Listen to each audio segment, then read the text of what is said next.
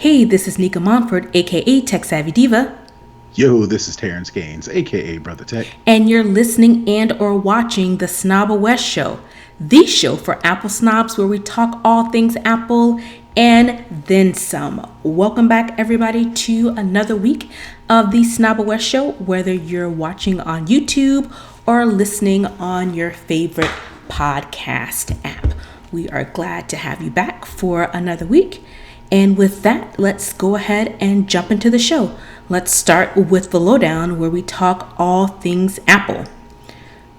And all things Apple this week seems to be a slew of public betas for everything that we pretty much talked about in our show a few weeks ago where we did the recap of WWDC. That was at the beginning of June, I believe.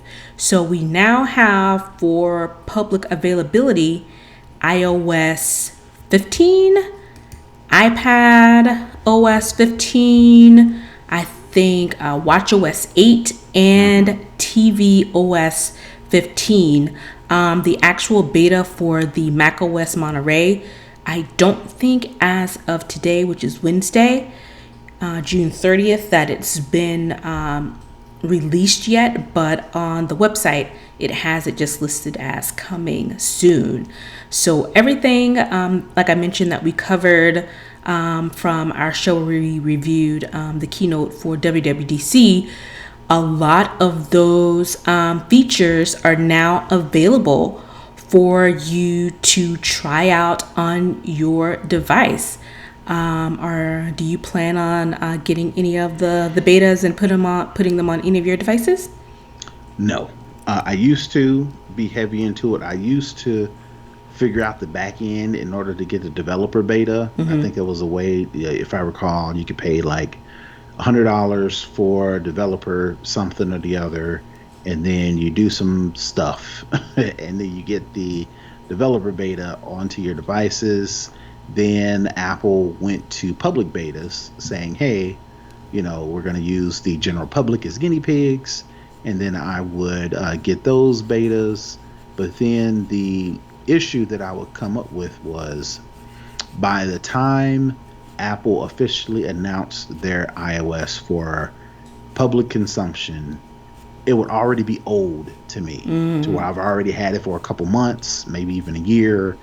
And I lost the newness when the official version was released. So I say about a year or two ago, maybe even 2 years ago, I decided I would stop putting developer and or public betas on my device and wait so I can get that same newness when they release it. Now the question is, can I wait that long?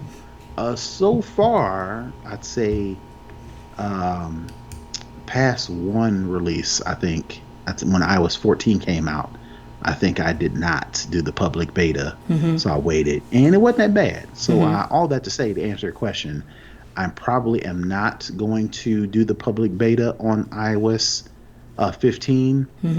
One, because I want that newness, and two, there are a couple of bugs according to this story. They mention, well, this person who wrote the story, he says he had a glitch where it becomes impossible to access the home screen without rebooting his phone, as well as a variety of major problems with the home app and HomeKit. So those three things together, especially now I'm getting deeper and deeper into using the home app to unlock my phone, open my garage, play with the lights. I got some cameras. I'm big into the home app and HomeKit. So last thing I need is to download the iOS 15 beta and then have some issues with that. So all that said, that is enough for me to not necessarily do it. In addition to those particular things that this guy wrote for 9to5Mac, he mentioned there may be some third-party app issues because since the public beta just got released, I think you mentioned this week, developers, that's too soon for them to run through all the paces to test their apps. Right. Now, go ahead. No, I was just going to say, and the beta 2 for the developer release, I think, was released today as well. So, of course, as you mentioned, the developers get the betas first so they can run through their apps, make sure it's all good, make any tweaks necessary, and then they do the public beta for the public testing. And it looks like they've done a second round of developer betas that developers are passing it through. And like you said, the newness kind of wears off. So this is, might as well say July. We don't expect the final version to be released until September. So that's another 3 or so months that, you know, you have in that gap filled. And as with any betas, you know, we'll put the links, of course, to this article in there, and it takes you to the link where you can sign up to be a public a public beta tester. You know, but just know that this is a beta. It is still very buggy. It's not the final release, and you know, there are some things that you should keep an eye out for, or things you should prepare for before you know, take that leap. And I do have a developer account where I can get the beta, but I don't, honestly, I'm not that pressed. So it's fine for me, because I mean, I don't have any apps that I need to test on it for development purposes. So I personally can wait. Right. And then speaking on that, like you mentioned, that 3-month window, even though app developers, as soon as they get the developer beta for the iOSs, they're, you know, trying to jump on that to get that as quick as possible. But technically speaking, they've got until September to get it right.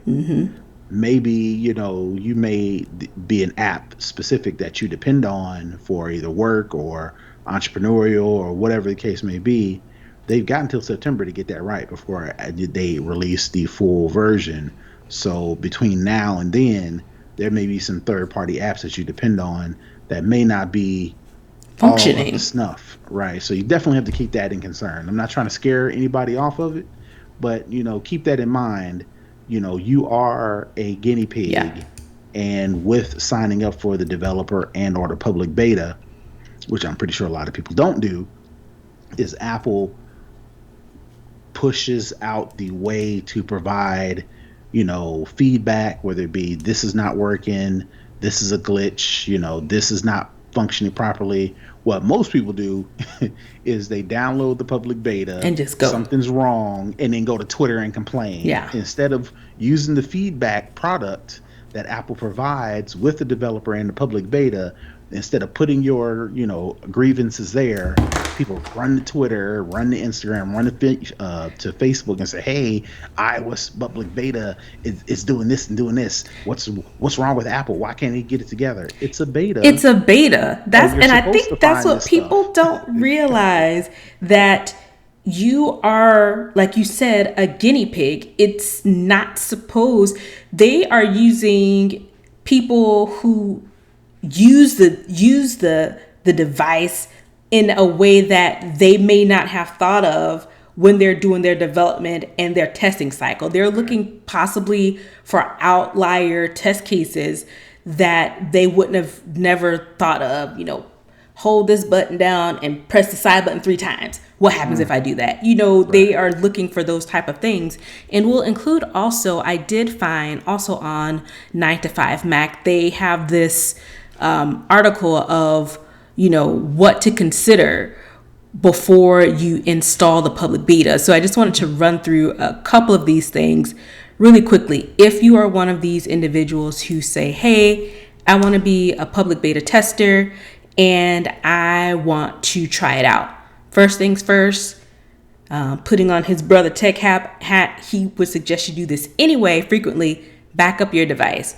Before you put the beta on your device, back it up to make sure that you have a nice clean slate to go back to if something breaks significantly. Secondly, Apple gives you the warning on their website for the beta programs for iOS 15, iPadOS 15, and tvOS 15. And it says, please note that since the public beta software has not yet been commercially released by Apple, it may contain errors or inaccuracies and may not function as well as commercially released software. Be sure to back up your iPhone, iPad, or iPod Touch and your Mac using Time Machine. You don't have to necessarily use Time Machine, but that's the Apple branded product. So of course they say Time Machine before installing beta software. Since Apple TV purchases and data are stored on iCloud, there's no need to back up your Apple TV. I didn't know that.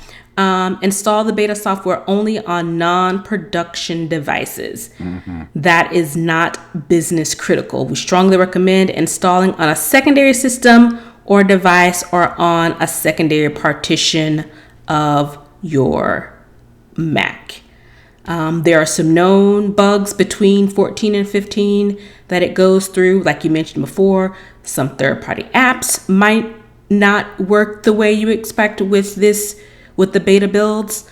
And also use a secondary device first, at least to try it out before you put it on your primary device. That's always a smart idea because you don't want to break your phone if your device happens, or iPad or whatever you're doing, happens to be one in the how many ever thousand that's like, nope, don't like it, don't want to do it, I'm just going to break your phone, and you have to start all over again. So if you are going to participate in the beta, just keep those things in mind, that there will be issues, crashes, and other type of things that don't go along with the final version that's released. And as Terrance mentioned, definitely use the feedback tool that Apple provides, because that will give you the best resolution going forward when they do the commercial release. Don't run to these websites. Don't run to social media whining and complaining if you haven't done your due diligence. Right, like this 9 to 5 Mac story that you referred to earlier. It says if you spot any in today's new iOS 15 public beta or any of the other new betas from Apple today, let us know in the comments below or on Twitter at 9 to 5 Mac. I'm advising you don't do that and use the feedback assistant. I can't remember the actual name of it, but when you sign up to be a public beta, they give you like an app, and then you can actually go in there and screenshot and detail any sort of issue that you find. Do that. At the very least, do that. Be helpful first. If you're going to do it. Be helpful. Right. Do that first, and then run to Twitter, these bloggers, and go to Twitter and internet to try to make a name for yourself by being the first to report that this, whatever this thing is doing on a public beta that you already knew was a public beta, and it could possibly be an issue in the first place. Right. Definitely. And I think that's it. I had another article that went through watchOS 8, but again, if you want to know what's coming in the new OSs, go back and take a listen to our WWDC recap, and you can get all of the information there as to what to expect in these updates.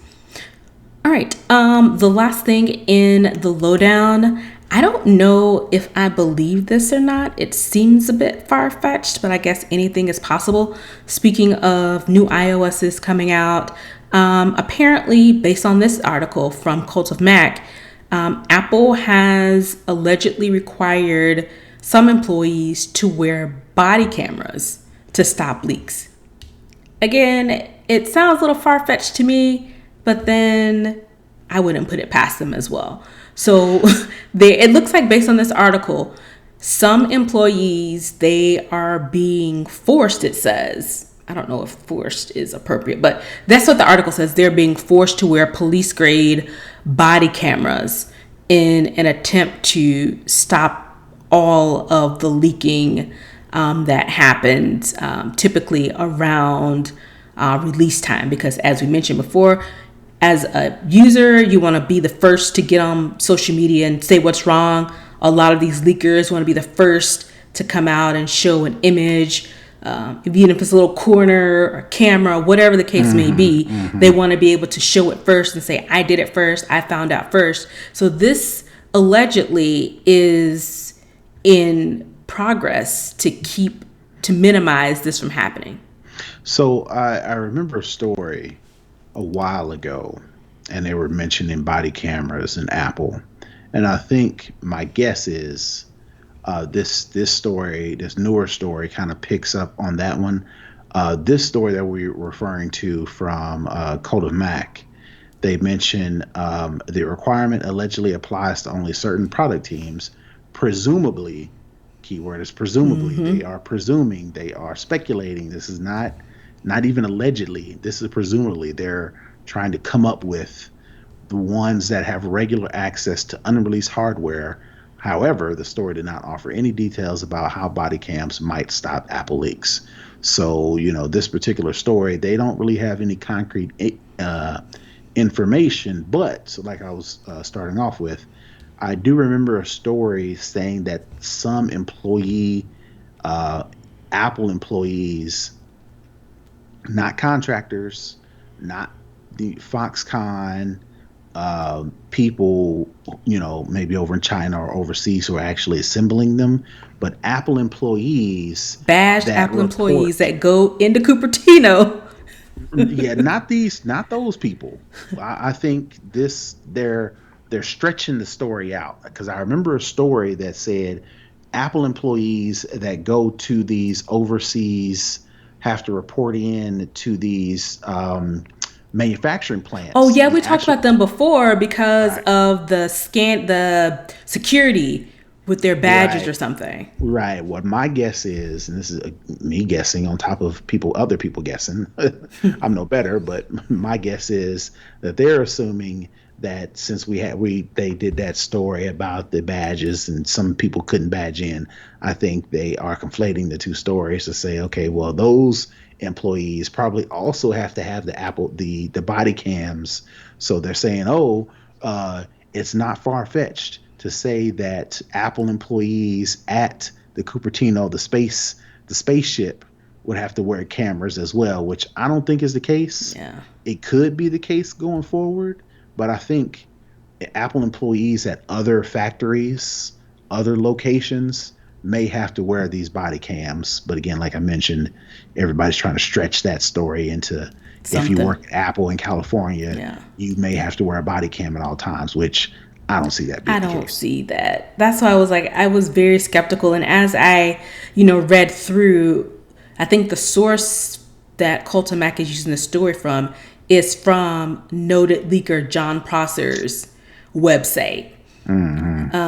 So scrolling a little bit further down the article, one of the headings is John Prosser says Apple is coming after me. Hmm. Dude, nobody is coming after you.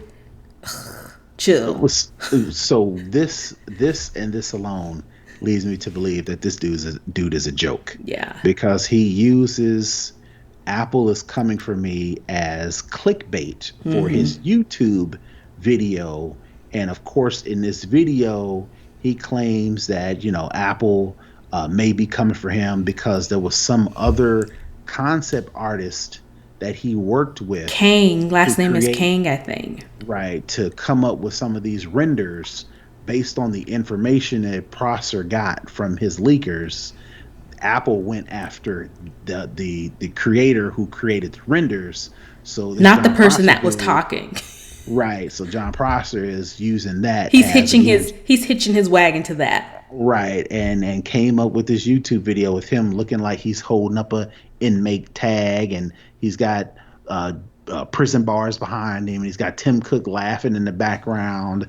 It's just fodder. It's just clickbait. So that leads Clicks. me to believe Yeah. this dude is a joke. And personally, if I see any more stories when I'm doing research for shows and Yeah. it's got John Prosser, and I'm gonna have to start staying away from this dude, Yeah. because clearly it looks like he's just trying He's making it up as he goes. yeah, he's trying to get the juice. and Yeah. and sites like Mac, 9 to 5 Mac, some of these stories that they need stories, he is a good story, whether they are co-signing what he says Or or what they're debunking. doing, what we're doing, debunking what he's saying. We're talking about him and it's working. So Yeah. I'm not a fan of talking about people because I know, good or bad, it's going to grab attention. So Their like I name is said, still out there. Their image is right, still out there. right, So what they yeah, say, so there's no such thing as bad publicity. So he's right, definitely counting on that. And I think when we right, talked about the leaks before, he was one of the ones that he was like, this is definitely happening, or it's happening mm, on this date. And when it didn't happen on that date, he shifted it to make it seem as if, oh, I knew that was coming. Yeah, Yeah. or that he had that thing where I'm gonna shave my eyebrows or Oh, do yeah, if I'm some other wrong. weird thing. Yeah. It's like, again, all that to say, this may be one of the last times you hear me mention this dude's name, because Yeah. clearly he's just trying to juice all of this, get all the juice from He's all kind of a this, troll. yeah, he's a troll basically, an analyst troll. Yep. Yep. Now, if you disagree with me, you're more than welcome to reach out. You can reach out to snobboyscast@gmail.com, or go to our website, or hit us up on Twitter and explain why you think so, and I'll gladly have that conversation. But after this, I'm gonna stop putting anything up with him on in here. Yeah. Yeah. This seems, as I read down, I was like, oh, see what this is. Right. All right, that's it for the lowdown. Let's head on over to Second String, where we talk all other tech. So starting off this week, while maybe a year or two ago, Microsoft bought GitHub, which is the code repository that pretty much probably 95% of the developers in the world use, and so they released this new AI. I don't want to call it a bot, but this AI assistant type of thing called Copilot. So essentially, what Copilot is meant to do is to, if you're in your IDE and you start typing something, it's using AI or IntelliSense to predict what you're trying to do. I think it goes a little bit further than some of the other IntelliSense plugins that I've used, so much so that you can type out something in text and it can figure out what you're trying to do and kind of help you along as you start to code. And I saw this on my Twitter feed a lot yesterday. It works with VS Code, which is Windows IDE, and it works for Windows, Linux, and Mac. And it goes so far as some of the instances that I saw, you start typing and it can sense if you're trying to create a function that does something with Twitter. It can populate code blocks or search other code blocks to say, hey, is this what you're trying to do? You may want to try and use this as well. And it works primarily with Python, JavaScript, and Ruby, but it also works and understands other languages as well. And everybody that I saw on my timeline that were trying it out, they were having a blast with it. I have to use VS Code for work, and I use Python for my daily job. I haven't got around to installing the plugin, but I am definitely geeked to try it out and see what all of the hype is about. So it's just another way for developers to do essentially pair programming, but instead of pairing with another team member or another human being, you're actually pair programming with a machine, essentially. Right. And it says, just for the rest of us who don't know what IDE means, or uninitiated. Let me see if I can break this down. GitHub Copilot suggests individual lines of code for developers to consider based on this analysis of their prior work. So you upload a bunch of code, this Copilot kind of goes through your previous coding history, and then while you're in the process of writing new lines of code, it kind of analyzed already what you've done in the past, kind of learns how you code, and then start to suggest lines of code, based on your history. In addition to that, it says a developer can write a comment in plain English describing the logic he or she is looking for, and the system will take a crack at producing the code to actually deliver it. So it's like going even further than just trying to suggest lines of code. You can kind of explain to it what you're trying to do, and this thing will let me see if I can develop that for you. So this is kind of like, this is almost like, not almost, this is like Skynet. This is like the Matrix. It really just kind of honestly takes out a layer. I don't know about other developers. A lot that I know and that I talk to, You know, if you run into a problem, you can't figure it out, where do you go? You head on over to Stack Overflow to see what's over there. And if you see a code snippet that might work, you know, just let me copy and paste it over and tweak it to fit what I need. So this is just, to me, it kind of cuts out the Stack Overflow kind of middleman and helps you to figure out what you're doing. So, so yeah, so I thought it was pretty cool. I No, can't most wait to- definitely. yeah. You know, you see a lot of people probably using this. Yeah. But again, all we're doing is training the robots to get even better. So before you know it, they're gonna be like, "Yeah, y'all step aside. We got this now." We don't need you anymore. So basically, I'll be writing code to write myself out of a job. Great. Exactly. Especially since I work in the AI space now. So that's awesome. Yay for me. And I thought I was going to be able to install it today because I had gotten, like, Monday was like a weird day. I was so behind it. I had so much to do. I couldn't figure out what I need to do. Then, you know, as the week progressed, you know, things start to kind of come together. And today I was like, yeah, I'm in a good place. My sprint ends on technically Friday, but we start our demo day tomorrow. So I'm like, yeah, I have some time to play around with it. No, that didn't work today. I thought something that was going to be something easy, it turned into something much more complex. So I was like, yeah, I won't be doing that today. So hopefully tomorrow's a new day, so maybe I'll get to install it and play around with it tomorrow. But I'm excited about it. It should be fun. All right. Speaking of fun, Windows 11. It's showing what it can do and what the interface will look like, I guess, since we have this new thing over here. I can share my screen. Okay. And So I haven't looked at any information as it relates to Windows 11. Yeah, so I'll be watching it with you because I haven't been doing any research on Windows 11 at all. All right, let's see if it'll let me switch over. Boop, boop, boop. Maybe not. Maybe not. Maybe it doesn't want me to switch over to the other view. Oh, there it is. It just took a minute. Okay. So,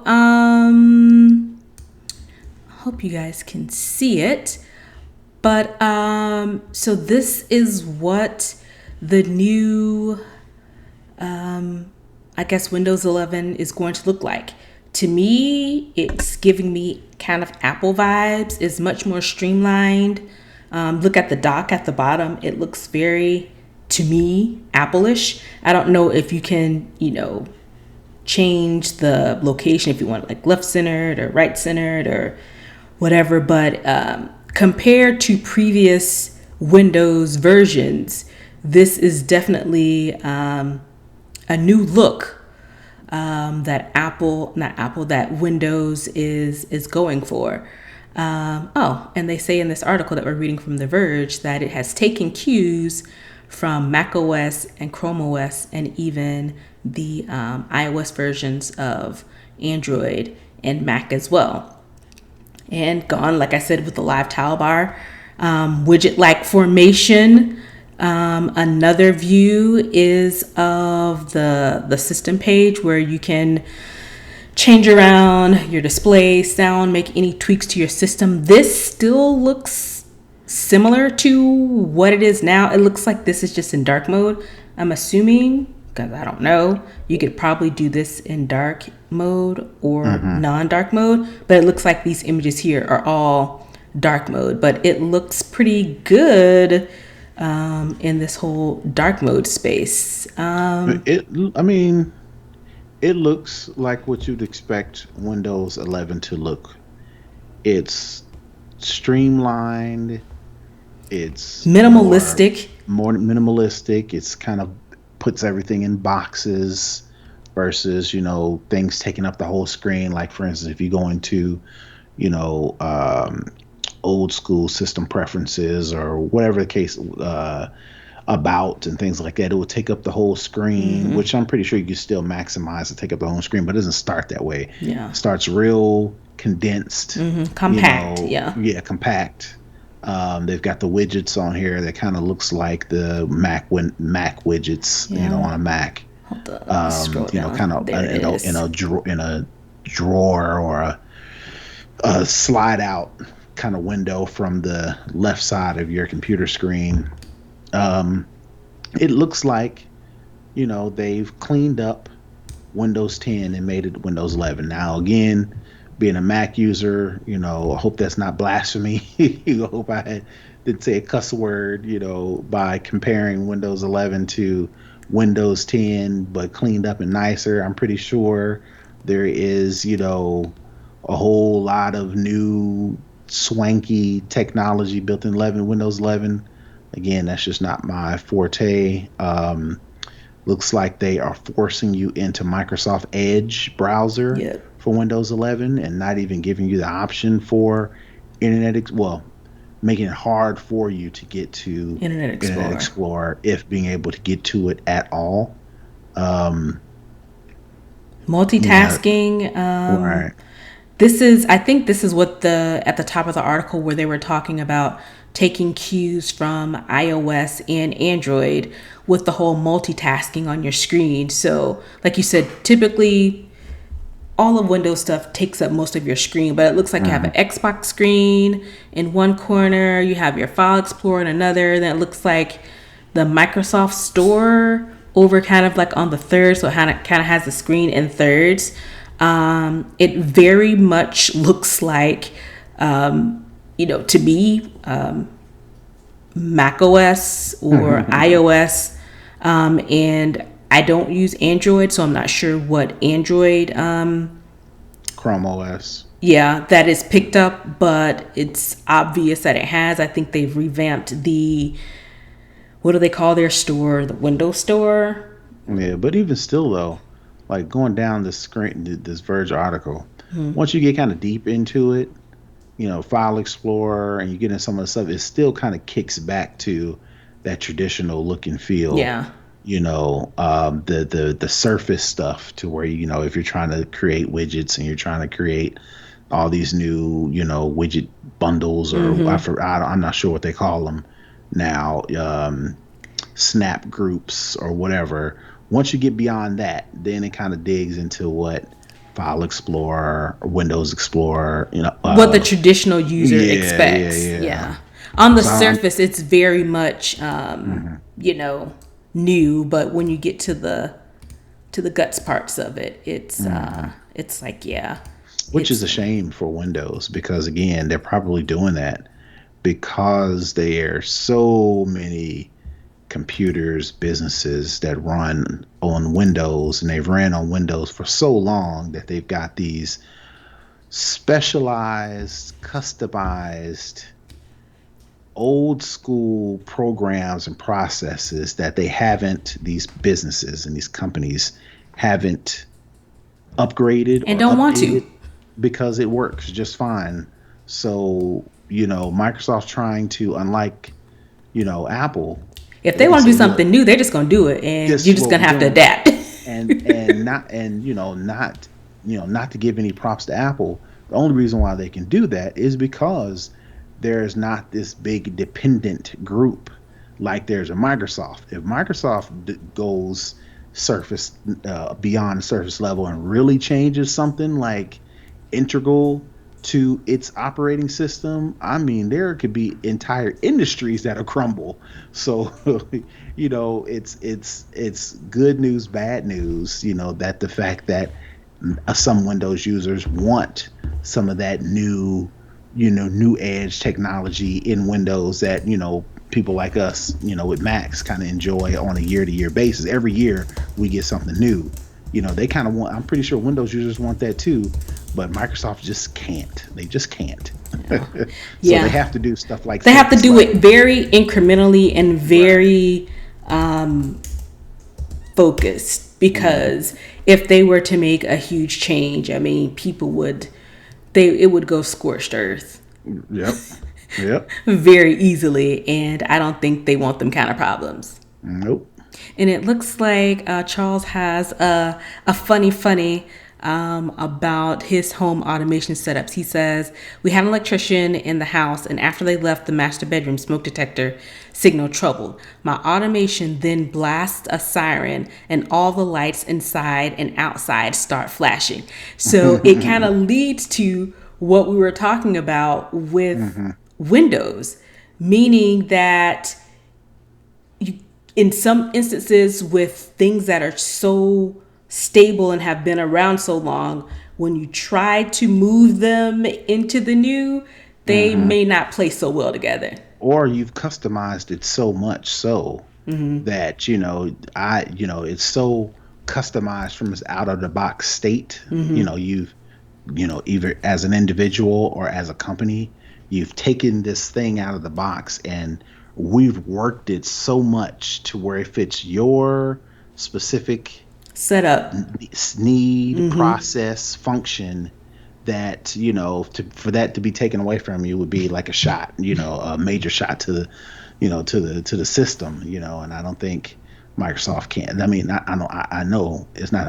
I know they can't just do those type of, this is what we're doing, we're moving on to this, get on this by this date, or you're going to be no support for that. They can't do that. Type. Yeah. And it looks like, based on Charles's last comment, his wife is not very happy with this setup, and she says, "Really, all this for a dead battery?" Right. So it's change is good, coming into the forging into this new space of technology. Depending on your system, it may not go as smoothly as some other But shout out to Microsoft for trying. Yeah. But it's going to be a little slower, because they keep trying to do They stuff can do it with on the Microsoft. surface, but Right. when you dig a little bit deeper, you see, what you're used to. So it's like they're kind of giving a little bit for some of the younger crowd who wants it to be sleeker, more, minimal and fancy, but while still catering to some of their older clientele who's like, why fix it if it's not broken? Yep. All right. And the last thing, I've been seeing a lot of beauty tech founders on my Twitter timeline. I follow someone, I think her name is, she goes by Paris Athena on Twitter. I think she's the founder of like the Black Twitter tech pipeline, or Black Tech Twitter hashtag, and she's coming out with a beauty tech product. I've seen a couple of other people, beauty kind of estheticians is what I'm thinking of. Someone else is coming out with some beauty tech. So again, tech spans pretty much all arenas, and it touches literally everything that we do. And I saw this article on CNN, actually on my Twitter feed, and in Dubai, this beauty salon is, the article starts off with giving a new face to, quote, chip nails. So this nail salon, Lenore Beauty Lounge, is offering to put tiny microchips in your fingernail when you go to get your nails done. And so what this chip does is it's embedded with information that can be used like a business card. Yeah, kind of like a QR code, but fancier and smaller in your nail. So it came the Noor, oh goodness, I think is Noor McCarran. I'm sorry. She is the one that owns the salon. And so it's a way to connect your mobile device with this information, your name, phone number, social media handles, websites. Again, a digital business card in your nail. And this kind of came about, according to the article, from the pandemic. People aren't, touch each other, you're not touching, not you passing have out stuff. Right. And so this way you can just wave your nail and it'll scan your chip and get your information from this little chip in your nail. She said that she's done, at the time of this article, more than 500 microchip manicures. and she hopes to expand it out to have restaurant menus, for contactless payments, those type of things. So I saw this and I thought it was pretty cool, the innovations that are coming out of the pandemic, as well as, beauty tech Twitter is definitely out there, and the beauty game is definitely getting into the tech space as well. So I thought it was a pretty cool concept. Right. It's almost like it's almost like biometrics. Like you mentioned, like we talked about scanning your face, last week. You also mentioned, a lot how things have changed when you travel. Everything is QR code. You got to scan stuff to check in. You got to scan to read the menu because, again, like you mentioned in the story, out of the pandemic, we are less likely to touch stuff, right? So,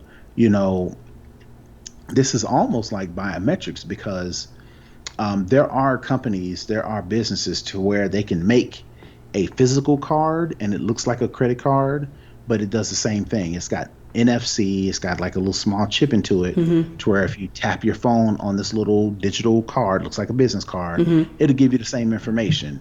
Your name, phone number, social media handles, website, email, all the same thing on a digital screen that you can then, click it to call, click see an email, follow them on social media, whatever the case may be. But that's still something that I have to keep on my person. So it's not biometrics. Biometrics is my fingerprint, my eye scan, my retina, my face, blood, whatever the case may This be. chip in your nail can be removed. Your face can't.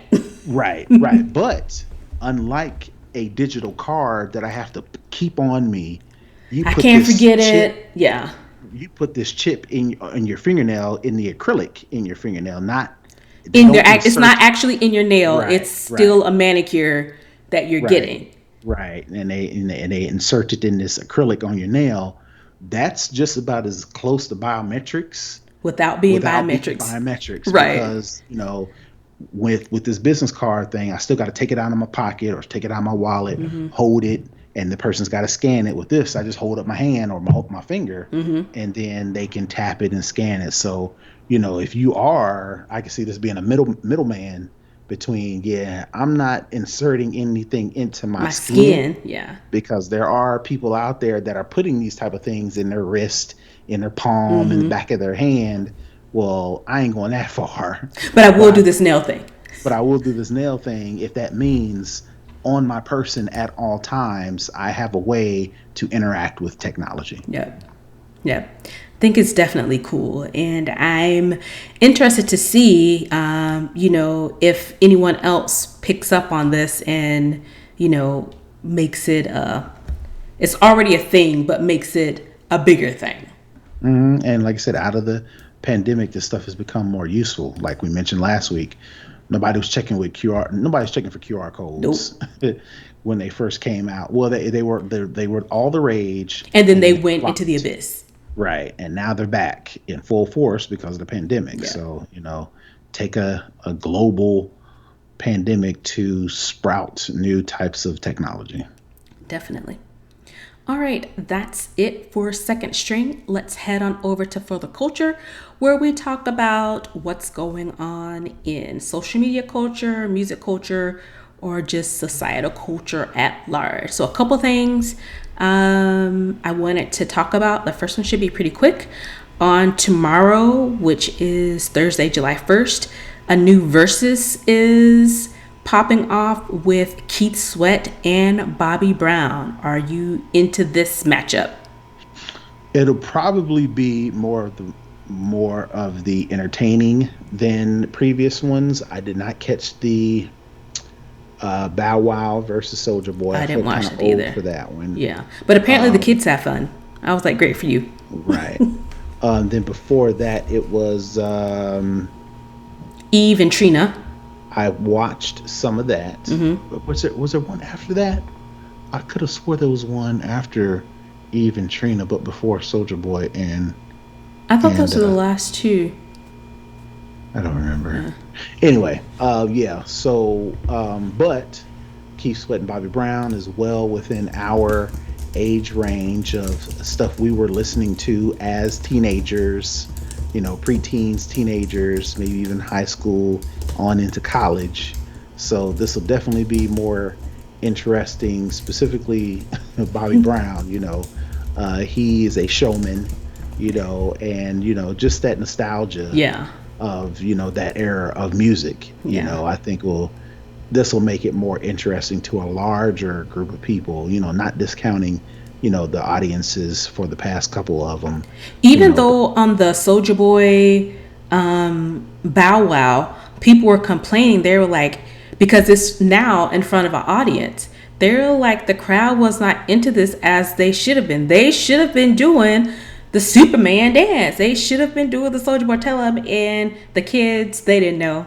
They were just up there with their phones recording and not being in the moment and like realizing how cool this is. And that's a shame too, because you see that a lot. You see that a lot. That people, instead of being in the moment, they're trying to record the moment, which takes some of the moment out of it. You go to any concert, and this is not, just prior to the pandemic. You go to any concert, you go to any music fest, you go to any major event, and everybody's trying to record something. You're looking at the show through your phone instead of actually sliding your head over or putting the phone down and getting the actual view. And not just show. We are starting to get to where we're trying to record life as it happens. And I give you a perfect example, and I'm gonna go completely off this subject. Go for it. But it ties into what we talked about a couple weeks ago about Monique and her thing. Oh, and she's back with it too. Right. So to catch up, she doubled down on the bonnet thing and broke it out to a larger thing about respectability and presenting yourself and how you're supposed to look when you leave the house. Apparently there was this new picture, somebody sent it to her, of this lady. Looks like she's in the airport. She's at the ticket counter, and it looks like, not what it looks like, what it is her butt is hanging out. And she has on like boy shorts, biking shorts type of things, and she's not a thin woman, so it looks like underwear, but it's like biker shorts. What I thought was, it looked like, to me, it looked like a dress that she had sat down and stood up and didn't pull down the dress and wasn't aware that the dress was hiked up like that. In the back, maybe. In the back. But the point I'm trying to get at, which kind of ties into everybody's just trying to record life, instead of somebody going to her and saying, hey, ma'am, I think your clothes, you may want to check your clothes. They're recording it. Yeah. Took a picture, sent it to the internet. Monique gets it. And now this whole conversation about, she puts it out to her millions of fans, knowing full well what's going to happen. And then she comes with this, oh, my sweet babies, blah, blah, blah. I understand if you can't do better, but if you can do better, be better. I'm like, you knew exactly what you were doing when you posted this and that stupid comment. Right. And if we were really looking after each other like we claim we would, instead of trying to record what's going on, go over to that lady and say, hey, you might want to check your clothes. I'm pretty sure she would have looked back, saw her butt hanging out, mortified, pulled her dress down, and would have said, thank you for letting me know. But instead, like I said, going back to this whole trying to record life as it happens versus just being in the moment, we're trying to record everything. Anytime somebody gets attacked, or there's a fight, or there's an altercation, like on these airplanes, everybody's trying to record instead of like being in the moment. And I don't know what you do. I've never been in that situation, but I don't think the first thing I'm gonna be like is like, pulling out my phone and trying to record. And I think that's what we've gotten into, and try to bring it back to your point about Soulja Boy versus Bow Wow. I'm pretty sure the reason why everybody wasn't into it was because they're too busy trying to catch the moment so they can then share it on social media or the internet, share it with their friends, instead of actually being there, being present, and actually being in the moment. So, you know, the comedians are starting to do it to where, not starting to do it, they've been doing it for the past couple of years, to where they are making people put up their phones and lock them away in lock boxes. One, so you don't steal their content, and and spread all the jokes before they get to tell them. And two, so you can be there and enjoy the moment. So going back to, we talked about a little bit in the pre-show. I'm taking a family vacation.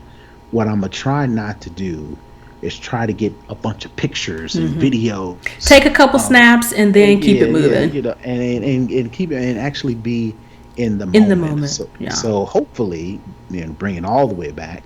This upcoming Keith Sweat and Bobby Brown versus, we are of the age to where when Keith Sweat and Bobby Brown were out and we were going to their concerts, there were no cell phones, there were no smartphone cameras, there was no streaming to YouTube, streaming to Twitter, streaming to IG Live. So maybe, and they're supposed to be doing this at Essence. Is that correct? I think they're doing this. So I think they've integrated this versus with Essence Music Fest. For those who don't know. Oh, well, that makes sense because that is this weekend. Right, and that is Keith Sweat and Bobby Brown would be the type of performers who would be at Essence Essence Fest. So it happens every year around the 4th of July weekend. All these black entertainers, all these black entrepreneurs, all of these black influencers kind of go watch together. Girls Trip. That'll give you an idea of what it is. That's exactly where they were in Essence Fest in New Orleans every year. Yeah. So again, Keith Sweat and Bobby Brown, like I said, when they were coming up and they were, superstar entertainers, there was no such thing as Twitter and social media and streaming. If you were at the concert, you were at the concert. So even like the disposable cameras or regular cameras, that was too much to be dealing with because you just wanted to be at the concert. You didn't need to show proof to somebody that you were there. Right. So hopefully, there'll be more crowd interaction because people are trying to relive that nostalgia versus trying to record it. But again, technology is seeped in everything. So, I guarantee you there'll be some people trying to record because it is what it is, right? Unless they have Auntie Twitter out there, it might be a little bit different. And I don't know, they'll be out there with the iPads trying to record. Oh, yeah. Right? They will. I think it's going to be a good time because these two individuals are very much characters. I just hope it's not a whole lot of live singing because I don't think they got it like that no more. Keith Sweat or Bobby Brown. No. They kind of aged, so hopefully they can put on a show without putting on a show. Maybe they can harmonize with their own voice, but just have it as a backing track. Right. So if they get tired, because Bobby Brown is not that skinny little kid that was bopping around, so might be a little bit of out of breathness. So and just life and living and getting older, it's not the same as it was back in the 80s, 90s, the early 90s, early mid 90s. Yep. So, but I'm looking forward to it. I think it's going to be fun. If nothing else, the Twitter commentary is going to be very entertaining. Right. Okay. On to something that's not so fun. As I call him, Bill Cosby has been released. Right. If you don't know who Bill Cosby is, that's actually Bill Cosby. He was released today from his incarceration. I think he had a 3 to 10 year sentence, and he did serve the 3 years. And he tried to have it appealed, and the appeal was denied. So it went up to the Pennsylvania, the Pennsylvania Supreme Court, and they overturned the verdict. Unless he was denied a fair trial right. in 2018. They weren't saying that he didn't do it. they were saying that based on what the conversations that I guess his side and the prosecution side had, that they weren't expecting him to be tried or something to that effect. So it was vacated on a technicality. Right. It was not overturned because he was found not guilty. And I think that is people It's are very missing important. that distinction is extremely important, especially since I saw, unfortunately, a lot of black men on Instagram and on Twitter just rejoicing like the OJ verdict, that this man was released after 50 plus women have come forward saying that they were sexually assaulted by him drugging them with Quaaludes. He himself admitted that he gave women he were interested in Quaaludes, and the particular individual that I think he was convicted of was a mentee of his from Temple University. So I just say I just feel for all of those victims who were subject to not only the alleged assaults, but now having to relive this and having him be set free on a technicality. My heart really just goes out to those women and their families for what they're experiencing today. The fact that he was released on a technicality, and then at the same time having to deal with all of these people being happy and excited that this man was released on a technicality and is not being held accountable for his admitted actions. Well, the internet is going to internet. So, of course, him getting out of prison earlier than expected is all they needed to hear in order to, fit their agenda. Right. In order to fit their agenda. What's significant about Bill Cosby is he and Harvey Weinstein were two of the more famous, more notable sexual criminals who were convicted, as a direct result of the Me Too movement, where women were starting to be more, were starting to come to the light, they're being vocal on how they were assaulted. Right. And then after that movement, then you have Bill Cosby, who was, tried in the early 2000s for similar instances, and then either got thrown out or he was not guilty. I can't remember what the actual outcome where those earlier cases were, but then the Me Too movement happens. Then this new stuff starts to come out, and then this time they convict him. So, it'd be interesting to see how, I'm not sure what's the current status of the Me Too movement, but the fact that Bill Cosby's case was vacated, like you mentioned, on a technicality, it'll be interesting to see if that reinvigorates the Me Too movement, or does it invalidate it? Because again, this is one of their big, not to trivialize it, but this is one of their big catches. The Me Too movement was catching Bill Cosby the second time around. Now that the fact that he's let off on the fact that he wasn't denied a fair trial, will that kind of let the air out, or the Me Too movement, or will it invigorate it even more? So that'd be interesting to see. Yeah, it definitely will. And I did also want to mention one of his former co-stars, Felicia Rashad. As soon as all of this happened, she came out and, was like, justice was finally served and all of those types of things. And she is the new dean of arts at Howard University. And the individual that was, at the center of this trial that got him convicted was mentored by Bill Cosby at Temple University. And I immediately thought, I was like, what does that say to students that she may be dean over? Is there going to be any type of fallout from that, or is that going to raise any eyebrows? And before you go, she immediately, when she made the post, she turned off the replies, so you couldn't comment. And then after she got drug for this, she came back with a statement saying, she supports, survivors of, I'll read it. I'll put it up. I fully support survivors of sexual assault coming forward. My post was in no way intended to be insensitive to their truth. Personally, I know from friends and family that such abuse has lifelong residual effects. My heartfelt wish is for healing. Right. I think she'll be okay.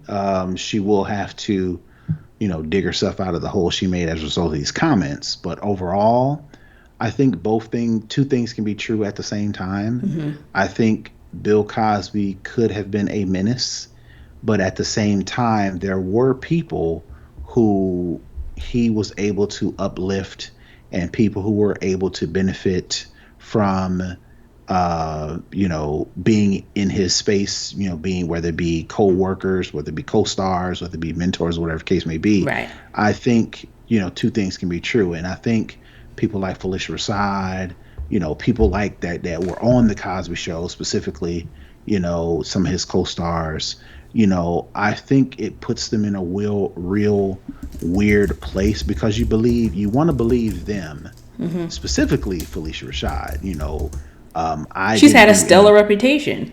And not just that. Allegedly, reportedly, she had some issues with maybe alcohol or drugs earlier in her career. And one of the people to help her out was Bill Cosby. So she feels a little bit of indebtedness, possibly. It could be. And the fact that, he probably never, my guess is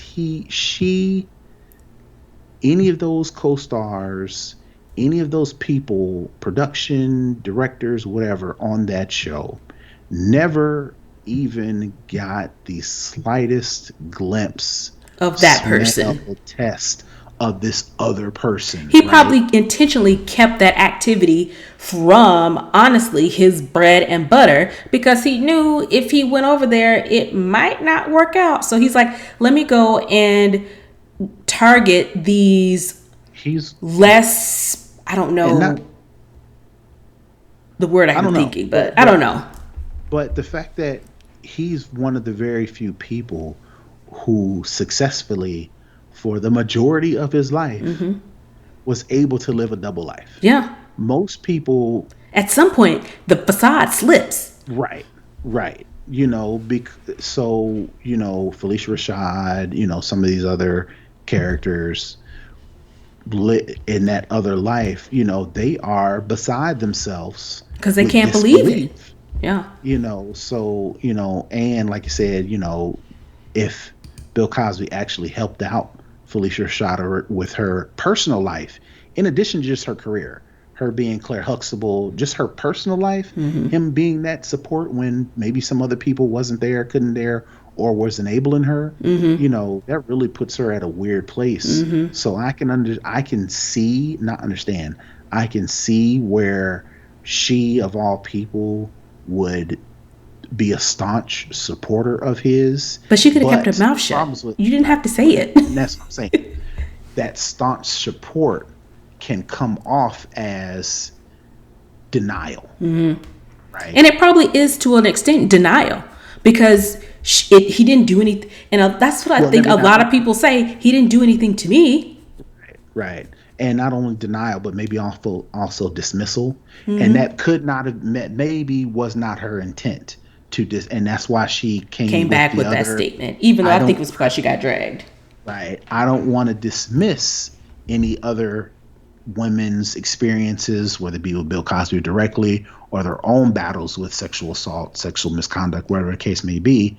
But, I, as a person, it's hard for me to to automatically discredit this person because of all the things that they done specifically for me and all the things I've even witnessed, not just for her specifically. It'd be Yeah. one thing for her to say, well, he ain't never touched me, but some of them other co-stars, you might want to talk to them about that. You know what I'm saying? Yeah. I'm pretty sure he kept that, like you mentioned, so far away that when this stuff originally came out, they were like, there's no way. There's no way. There's no possible way. They're just lying. When first woman came out, second woman came out, third woman. Right. But I'm like, once you start getting into double digits, bruh. Yeah, right. But again, like I said, it's hard for them, especially a family member. Yeah. We've got, we know of family members who have said, done, or experienced some things that anybody else on the street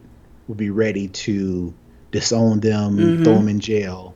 But family says, look, your family, we're going to build you up. Maybe even some cases we're going to hide or forgive. Especially in the black community. Or just sweep under the rug. And especially when it comes to sexual assault interviews. Exactly. There's so many, so it's not surprising. Yeah. It's sad. It's unfortunate. It's unfortunate. It's bad. Yeah.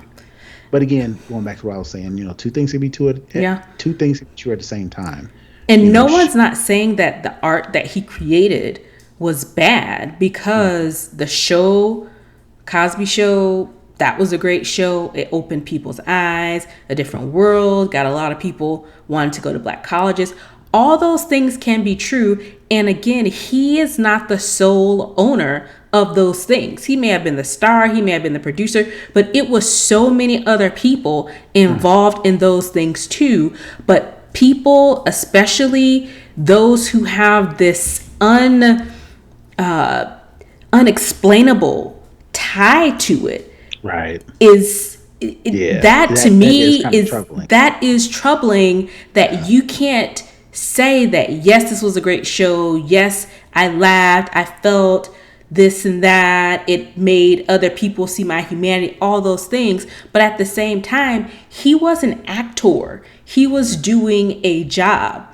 That's not how we operate. You see it from politics, you see it in religion, you see it in your corporations. It's either all good or it's all bad. And if it's bad and I'm a part of that, does that make me bad? And if it does, then this can't be bad, because if this is bad, then I'm bad. So it's got to be good. Because I'm good. Exactly. It's a lot of mental gymnastics that people are doing for this. You see it with a lot of things. It's like, he can't be racist, because if he is racist and that is my friend, brother, sister, employee, coworker, I like him, his music is good, his acting is good. Right. If this person is a sexist, if they are a homophobe, if they are homophobe and I am friends with them, then does that make me a homophobe by extend? Then if that's the case, then no, he's not a homophobe, because then that clears me. Right. I think a lot of people, that's tough for a lot of people to do. So they rather just deny, dismiss, pretend it didn't happen. It's right. I didn't see it. Right. Instead of actually accepting it. And going back to your statement about a lot of these men, specifically black men on Twitter, caping for Bill Cosby, it's that. It's directly. Really bad. It's like, he can't be bad, because if he's bad, then black men are bad, then I'm bad as a black man, instead of being able to do that separation, which a lot of people cannot do. They can't seem to separate the two. And it's one of those things where, if I think the same way that he thinks about women, then that would make me a bad guy. I appreciate what he contributed. If I appreciate what he contributed to our society, but he did these other things, that means I automatically have to accept those other things as well. So since that's the case, then I'm just going to deny everything. Yep. Exactly. Well, I guess over the next few days, we'll see, we'll change the channel, how this, plays out, and you know. It'll be something else. We'll change the channel on to something else. I just hope that, even though I know it's unlikely for him to just go and stay out of the public eye, but I don't think that's going to happen. I already saw an interview with him and his attorney already outside. Because I think it was released around 2 p.m., they said. I think he thinks that he's been vindicated. So it's probably likely we'll be seeing more from him, and it's just not a good look. But, I don't know. You see, OJ's on Twitter all the time. So. Oh, yeah. And talking cash trash. So why would you accept anything else from Bill Cosby? Yeah, exactly. Cut from the same cloth. All right, that is it. And for the culture, let's head on over to the hookup. What do we have this week, Brother Tech?